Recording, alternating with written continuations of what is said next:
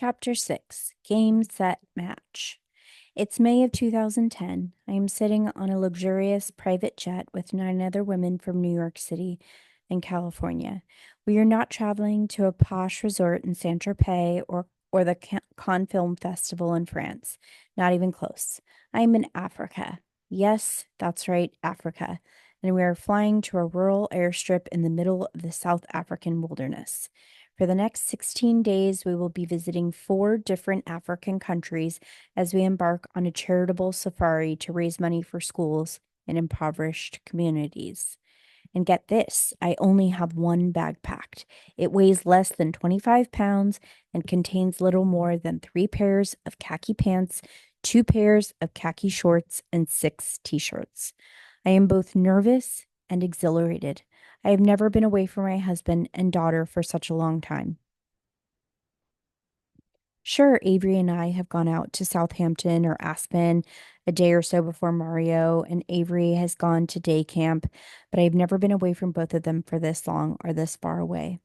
I adjust my seat, put my face mask on, close my eyes, and brace myself for the journey of a lifetime. 1 year earlier, I had run into an acquaintance of mine, Krista Krieger, at a social event in Southampton. Krista is the chairwoman of Empowers Africa, a nonprofit organization that works to fund programs that empower rural communities near conservation areas in sub-Saharan Africa. After some small talk, she began telling me about her charity and suggested that I get involved. She explained, every spring I take a group of women to Africa on a wilderness safari. And along the way, we visit the schools and communities for which we have raised money. I usually bring about 6 to 8 women. You should join us next year. I stared at her in disbelief. I didn't know anything about her charity. Maybe she had me confused with someone else. Ramona in Africa? On a safari? A wilderness safari? I'm not the outdoorsy type. I wear 6-inch heels and designer dresses. When I travel, I fly first class and stay in 4-star luxury hotels. This trip was way out of my comfort zone. I told Krista I was flattered that she was inviting me, but I really thought that there was no way I'm going to Africa. Just to be polite, I said, what does the trip entail? We travel through the African wilderness for about 2 weeks and visit 5 different villages and game reserves. We meet with local communities and check on the progress of the different projects we have funded. It's a magical experience. Wow, I said through a tense smile. That sounds very interesting. Let me think about it. In the meantime, please send me some more details. Will do, she responded cheerfully. Again, I would love it if you could join us. Although my initial knee-jerk reaction was to dismiss the idea as something I would never do, the longer I thought about it, the more I realized that this was the old Ramona thinking. I reminded myself that this was my year of renewal, and part of that process was opening myself up to new challenges and new experiences. The new Ramona was intrigued and up for the challenge. A few weeks later, I met Krista at the Meadow Club in Southampton. Over dinner, we talked about the trip to Africa and the goals and the initiatives of her organization. So, Krista, tell me a bit about this trip, I said. She begins with what feels like a rehearsed speech. In our 16 years of operation, we have raised more than $6 million to fund community development projects in areas of education and healthcare in 6 African countries. So far, we have successfully built over 140 classrooms and funded the training of more than 500 teachers. And as a result of our donations and initiatives, schools have received government-funded teachers. Classroom overcrowding has been reduced, student attendance has increased, and overall learning conditions have improved. Good grief, I felt like I was in a business meeting. I always get a hoot out of people who present themselves so formally, especially when I know them socially. Sensing that she was losing my attention, she took a large gulp of wine and changed her tack. You will be shocked. The living conditions are dire. The schooling is poor. Children are taught by community elders who may not have formal education or training. Many classrooms are actually located under a shady tree in the hot African sun with no supplies, no chalkboards, notepads, or pens. They have no kitchens, so they cook in big pots over open fires. Finally, she was speaking to my heart. Oh my goodness, I said, that sounds terrible. She reached into her slim Louis Vuitton bag and pulled out a bunch of colorful photographs and brochures and placed them on the square table. Our program raises money to build real schools, schools with walls, kitchens, administrative supplies, and student supplies. And after the school is built, the government provides certified teachers so the children learn from trained educators. As she spoke, I looked through the photos. There were images of malnourished children with round, swollen bellies standing in makeshift classrooms with dirt floors. Then I saw pictures of smiling children in their newly built classrooms. The joyful expression of smiling children in their newly built classrooms was was a was something that brought a tear to my eye. I was touched. I had goosebumps. I felt motivated to act, to get involved immediately. This was a cause and a charity where I could make an immediate difference in a child's life. Krista, say no more. I'm in. She looked shocked. Really? Yes. Tell me what I have to do next. Over the next few months after that meeting, I prepared for my African safari. I received numerous immunization shots, more than you possibly can imagine: measles, mumps, rubella, tetanus, yellow fever, polio, and diphtheria. I also began working to raise money for the charity. On my own birthday, I invited 40 of my closest friends to my party at the French bistro Chat Noir, an elegant restaurant located in a townhouse on the Upper East Side. The invitation read, "In lieu of gifts, please send donations to the Sanctuary of or Empowers Africa. The money we raise will be used to build schools in Africa."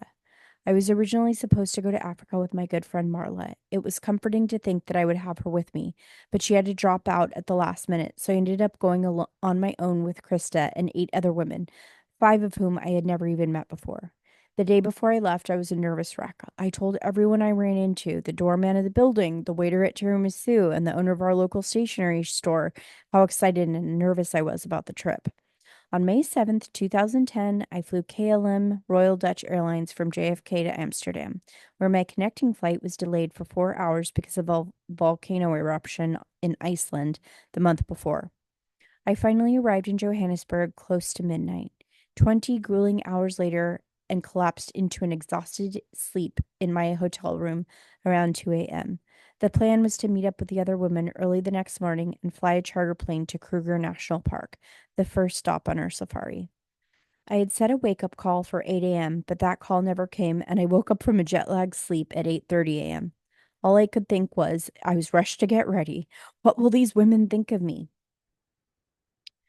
I was meeting most of them for the first time, and here I was showing up late on the very first day of our trip. I was so mortified that I asked the concierge for a note like a child who was late for school. Thankfully, the camp liaison covered for me and said it was his fault that I was so late, and I was able to relax. After brief introductions, our group loaded into a very small 10-seat private charter plane, the only type of craft compact enough to land on the rural airstrips in the remote locations we would be visiting.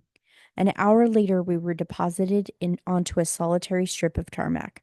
On either side was endless expanse of flat, scrubby terrain. We were met by 2 drivers and open-top jeeps, and as we began making our way to camp along a very narrow dirt road in the African wilderness, all my anxieties of the days leading up to the trip unexpectedly began to fade away. I inhaled deeply. The air in South Africa is invigorating. It was such a clean, pure smell. I knew in that moment I had made the right decision to come and that this experience would change me forever. All the women were so friendly and supportive. No one had an agenda. They were all secure and happy within themselves. It was so different from my experiences traveling with other women. When we arrived at Ngala tented camp, we were greeted by cheerful staff who sang to us while they handed out moist towelettes and a refreshing drink. After we settled in, we had just enough time to unpack and have a quick lunch before heading out on an evening safari. At 4 o'clock, we divided into 2 groups and set out in open-air jeeps through the Kruger National Park, one of the largest game reserves in Africa. Since this was my first ever safari and I had no idea of what to expect, I was both exhilarated and nervous. I wondered how close to the animals I would come. Are they dangerous? Will I be frightened? Will we see anything good? Nothing could have prepared me for what we were about to see. The experience exceeded my wildest expectations. Almost immediately, we had our first sighting, a male leopard whose stomach was visibly full from a recent kill. We were so close to him that you could see the rise and fall of his chest as he relaxed and digested his meal. We saw the remains of his kill hanging from a tree, which was how leopards protect their foods from scavengers. Not 15 minutes later, we spotted a female leopard hiding in the grass. She was so regal and beautiful. I'm told most people don't get to see leopards on their first safari trip, but here I was, my first day out, and I was lucky enough to see not just one, but two of the majestic creatures. Along with lions, elephants, black and white rhinos, and Cape buffalo, leopards are considered one of the big five game, a term safari guides use to describe the top five most difficult animals to spot. I felt truly blessed. Over the course of the trip, we went on to see all five of the big game, as well as giraffes, zebras, elephants, hippos, and impalas, which are as common there as deer in Southampton. When the sun had set, we pulled over, and our spotter and guide set up tables with lanterns for cocktails under the brilliant African night sky. These were the brightest stars I have ever seen, and the sheer number of them is almost impossible to comprehend. There are constellations like the Southern Cross and Scorpio constellations that can't be seen from our hemisphere. As we packed up and got ready to head back to camp for dinner, the spotter shone his light to the left, and suddenly hundreds of Cape buffalo were illuminated, barely 100 meters away from where we were sitting. All I could think of was thank goodness they hadn't decided to come our way, or we would have been stampeded. We piled back into the jeeps and headed back to camp. Just as we were beginning to process the marvel of the herd of Cape buffalo, we encountered a parade of enormous elephants crossing the road ahead of us. We had to pull over and wait for them to pass through. Seeing these enormous creatures in person, I finally understood the phrase hung like an elephant. It truly looks like a appendage. The next morning, I woke to the sound of a friendly voice calling out, "Good morning," and with a tray of breakfast, oatmeal and fresh fruit outside my door. I felt totally relaxed. For the first time in my life, I wasn't worried about anything. Not my businesses, not taking care of my two homes, not even my family. It was so liberating. I took the breakfast out to my terrace, and the mango was so sweet and delicious. It was like I was tasting it for the first time. Even though I had heard stories about the monkeys invading the outdoor showers, I decided to risk it and bathe al fresco. That day, we drove out to visit the local preschool, primary, and high school. The highlight of the day was when we visited Mahale High School and got to see the kitchen they were building with the money we had raised leading up to the trip. Not only do the schools serve lunch and cook on the premises, they actually grow all their own vegetables. The children tend the gardens and pick the vegetables for the meals. For most of these children, many of whom walk miles from home, their only meal of the day is at this school. What really impressed me the most were the smiles on every child's face. They have the brightest smiles you've ever seen. These children have few material possessions, yet they were beaming with happiness. It put into perspective for me how materialistic we are in the West. The next stop on our trip was Delta in Botswana, which reminded me a little bit of the Florida Everglades. The grass is high and endless, and water lilies are everywhere you look. I must have seen 1,000 different shades of green. After settling into our rooms at Zarana Camp, we took a boat to get to the dry area of land where we could see game. To navigate the delta, you have to ride in a Makoro boat, which is a type of canoe that is propelled by standing on the stern and pushing with a pole. On our first full day at Zorana Camp, I wrote in my journal, "Woke up leisurely and saw the sunrise from my bed. So breathtaking. Took my outdoor shower and felt one with my surroundings. This morning did a Makoro boat ride. It's very low in the water and smooth as glass. As we cut through delicate 3 foot tall reeds, I felt as if I was gliding on top of the water. So many water lilies to the left and right, like a floral carpet on the water. The giraffe are so quiet, you don't even feel their presence until they're already upon you. It was all so surreal. I felt relaxed and spiritually connected to the world around me. The second camp we stayed at in Botswana, Mambo Camp, was elevated on stilts. The guest rooms and connecting walkways were all 6 feet off the ground, which allows game to wander freely underneath the camp.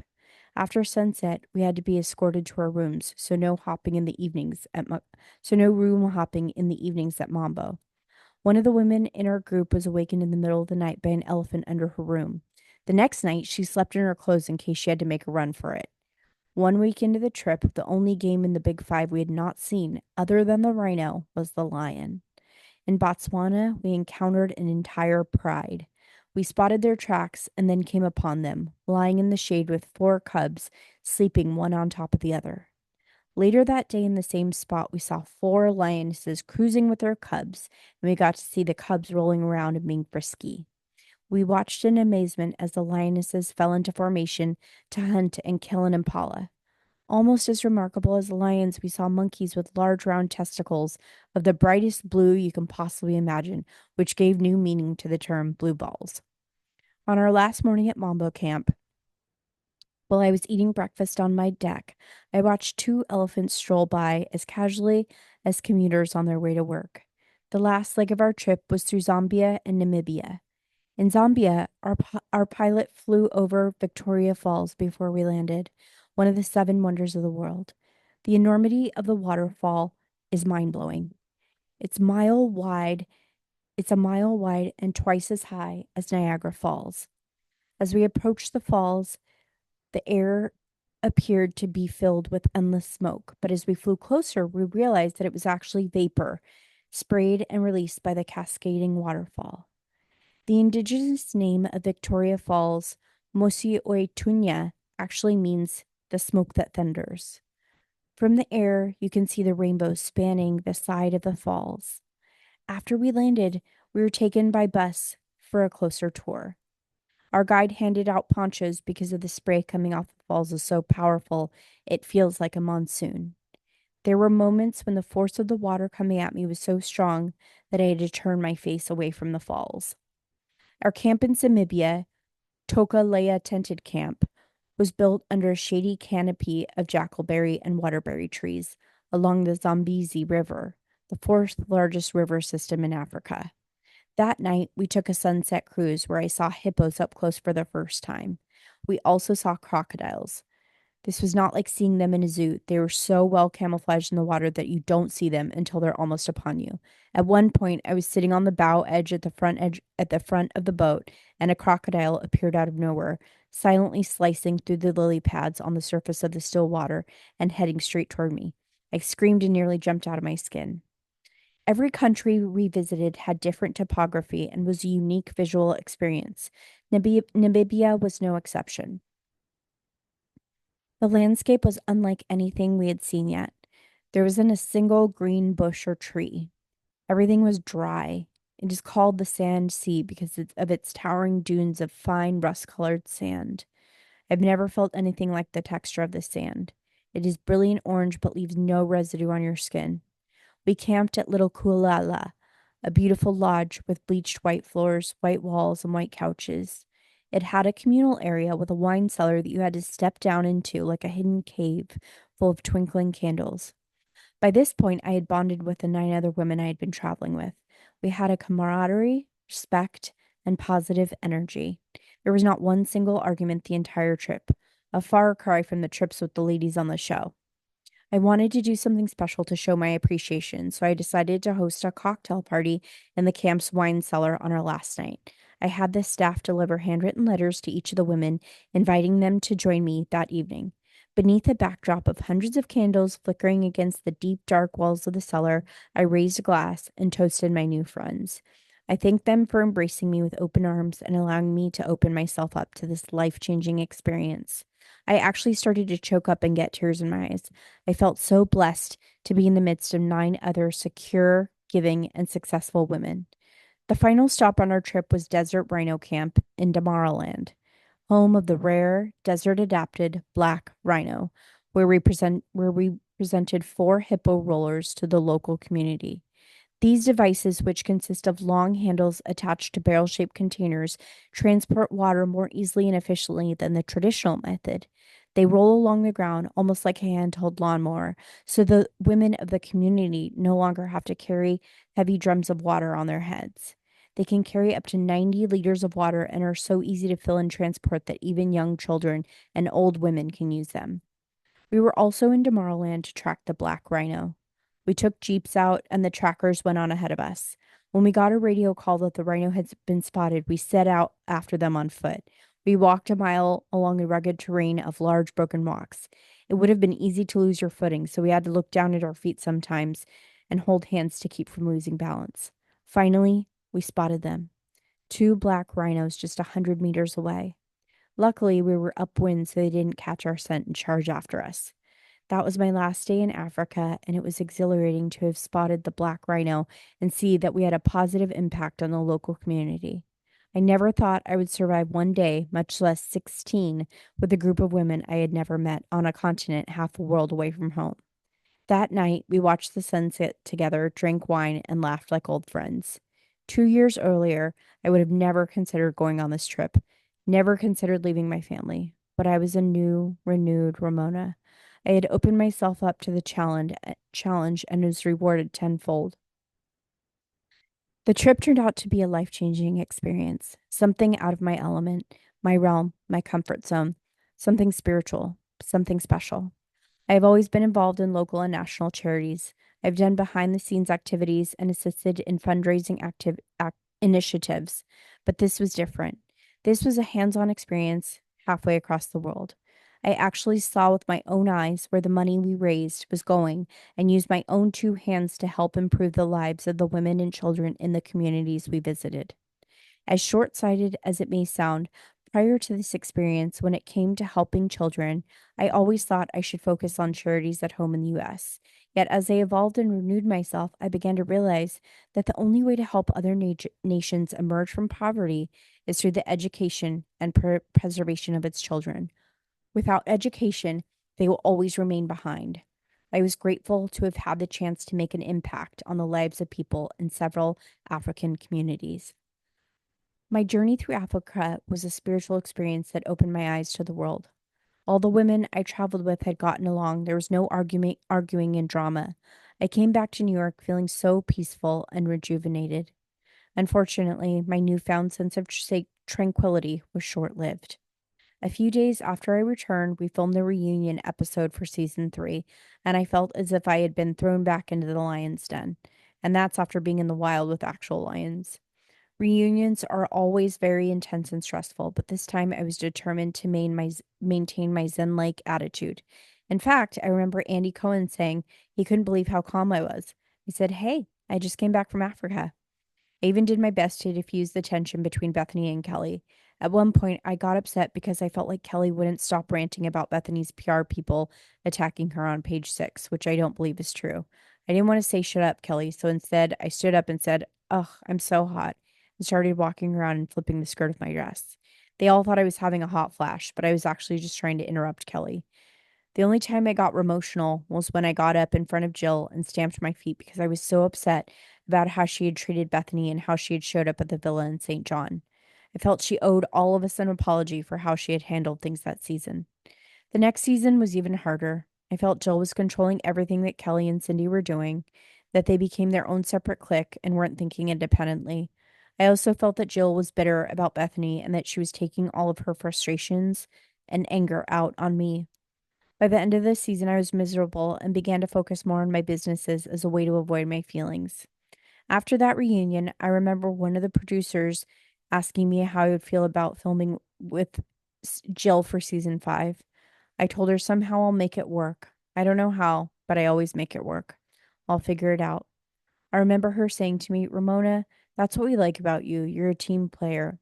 So I was completely shocked when I found out Jill, Alex, Cindy, and Kelly weren't coming back for the upcoming season. I couldn't believe that Bravo had the balls to get rid of half the cast, but I figured the producers must know what they were doing. After all the tension and negative energy I experienced during the season of filming of season 4, I was looking forward to working with a new group of women for season 5. Luann, Sonia, and I were joined by 3 new women: Heather Thompson, Carol Radziwill, and Aviva Drescher. There's a moment at the end of the first episode of that season when you see the 3 new ladies at lunch together for the first time. Aviva says to Carol and Heather, I don't want us to become mean girls. And Heather replies, no, never. Unfortunately, I didn't feel that they kept their promise to one another, and I ended up butting heads with both of these women over the course of that season. Right away, Heather rubbed me the wrong way. I remember saying to her early on that the cameras weren't going to catch her doing anything wrong. To me, I remember her saying to me early on that the cameras weren't going to catch her doing anything wrong. To me, that comment didn't seem genuine, and after my experience with the women on my trip to Africa, and how genuine they were. It was important to me that I surround myself with genuine people. My other issue with Heather was that you could see in her eyes when she was getting angry, but she would smile as though she wasn't. I said to her, your eyes aren't matching your smile. I may not always say the right thing, but I'm always true to who I am. Then Heather invited all the women on the show to join her in London except me. I was hurt that she didn't invite me, partly because it did not feel good to be excluded, but also because I felt like she was acting like she had done it intentionally to hurt my feelings when it seemed obvious she wasn't acting like like she did it to intentionally hurt my feelings when it seemed obvious to me that she had. At that point, I considered her a phony and a fake. And I were in conflict almost that entire season. She was helping Sonia with her toaster oven campaign, and it seemed that Sonia was getting frustrated because her point of view wasn't being heard. Heather wanted Sonia to put the muscular torso of a man on the box, and I thought, who wants to buy a toaster oven from a half naked man? If I'm a housewife or a grandmother, I'm going to buy a toaster oven from Sonia Morgan because Sonia Morgan is on the box, not some random naked guy. I love Sonia's idea to have herself looking glamorous and beautiful on the box, but I think she didn't speak up because Heather can be very intimidating. I ended up repeatedly speaking up on Sonia's behalf, was a mistake. By the end of the season, I finally realized I needed to stop fighting Sonia's battles because it was only making my relationship with Heather worse. Thankfully, Carol and I hit it off immediately. She has a wonderful free spirit and true depth of character. I have tremendous respect for her as an accomplished producer, journalist, and author. We're very different. She's very downtown and I'm very uptown, but we've always gotten along very well. In fact, my friendship with Carol has definitely influenced me because my look is becoming much more downtown. I'm not always wearing those proper dresses and heels that I used to live in. I've loosened up and my look has become more edgy. The biggest surprise for me was how I wound up falling out with Aviva over the course of season 5. Initially, we got along well, but then it seemed as if she just turned 180 degrees on me. The tension between us began even before all the drama in St. Bert's, but it skyrocketed to a whole new level after that. My experience with Aviva has been that if you don't do what she wants you to do, she gets very angry and spiteful. When I questioned why she had brought her husband on our girls' vacation to St. Bert's, she got furious. I do feel that Luann stirred the pot by telling her that we had joked about asking Ree to stay at a hotel. I don't know why she repeated that. Maybe she wanted to redirect the focus away from us questioning her about Thomas, the Johnny Depp in Pirates of the Caribbean lookalike we met at the Club Leti. During the reunion episode, Luann admitted to bringing him back to the house, but denied that anything physical happened between them. All I know is Luann loves men, and men love Luann, so I can only begin to imagine what really happened. I do think that if she was trying to deflect attention, it was a very smart strategy on her. Because once Aviva called Sonia and me white trash, no one was thinking about Luann and the pirate anymore. After that, I felt Aviva went crazy on Sonia and me.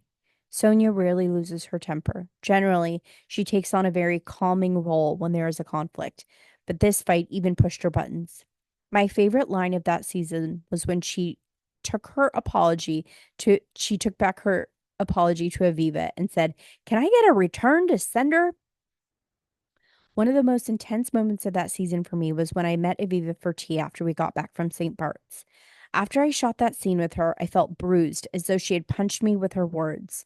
I had already apologized several times and sincerely hoped that this meeting would enable us to get to a better place. Harry, Aviva's ex-husband, and I have been friends for years. Long before I met Aviva, I had called on him to see if he could give me some insight into why Aviva had gotten so angry. Unfortunately, she mistook my concern as criticism of her phobias. I honestly did want to mend fences with Aviva. I know I am not perfect, and I too can overreact in stressful situations.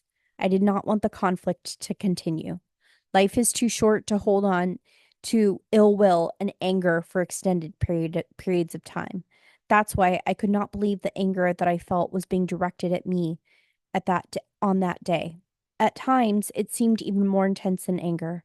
I felt that there was hatred in her eyes. It was as if Aviva became an evil snake woman full of venom and vile words. Part of me was in shock. For a while, I was frozen in my chair, and then I just had enough.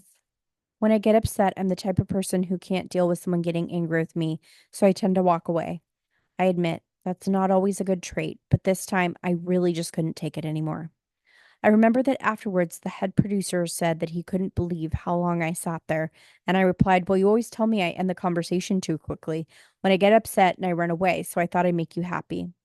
Other than showing up in St. Bart's with her husband in tow, Aviva always seemed to have a reason not to join us on our trips. She'd say it was her phobias or asthma, but believe the real reason is that she does not want to push herself outside of her comfort zone.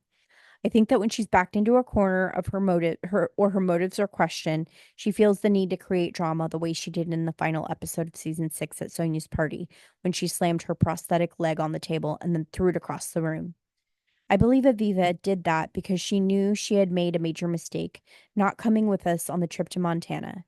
And I think she and I think that she felt she needed to do something to redeem herself. In my opinion, it was a very calculated move.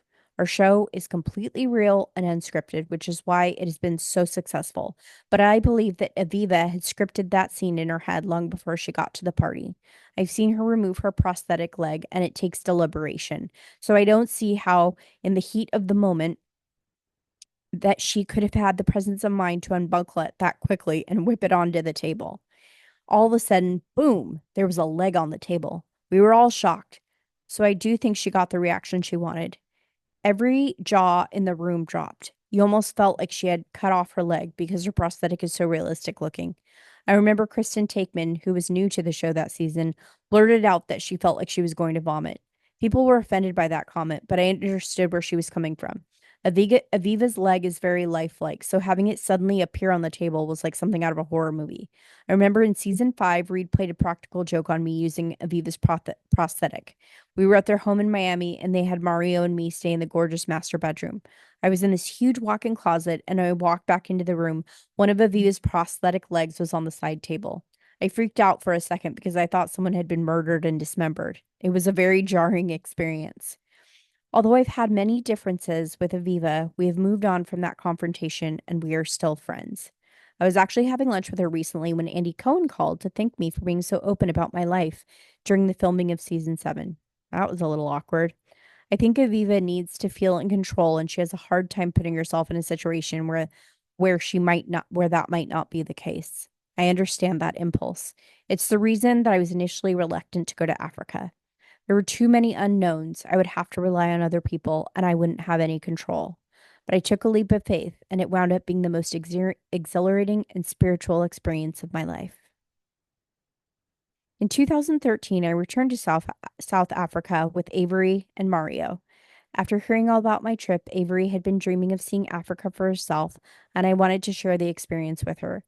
She had been accepted to Emory and would be leaving for college in August, so Maria and I decided to take her to South Africa in April of her senior year as a graduation present. Our first stop was at Finda Forest Lodge in KwaZulu-Natal, a province in southeastern South Africa. Every morning, we got up early for a 3.5 hour safari ride through Finda Private Game Reserve. So I was able to share with Mario and Avery the wonders of the African wilderness that I had experienced on my first trip. We also visited several schools and a healthy facility supported by Empowers Africa. At Finda, we visited the first school in this area for handicapped children. Before this school was built, many children who were confined to wheelchairs or had learning or physical disabilities would just stay home alone all day. Krista Krieger had graciously set up this school visit for us, but we ended up being such a large group that although it was a beautiful experience, Avery wasn't able to interact with the children as much as she had hoped. She said to me, "Mommy, I really want to have a more intimate experience." So at our next stop, Delaney Lodge in Sabi San's Game Reserve near Kruger National Park, we went to another school and had a much more hands-on experience. We had learned that the boys play soccer and the girls play a game called netball, which is similar to basketball. So we bought and donated sports equipment to the school, soccer balls for the boys and netball hoops for the girls. One of the best moments of the trip was when they gave Avery a uniform to wear. She got to play netball with the girls at the school.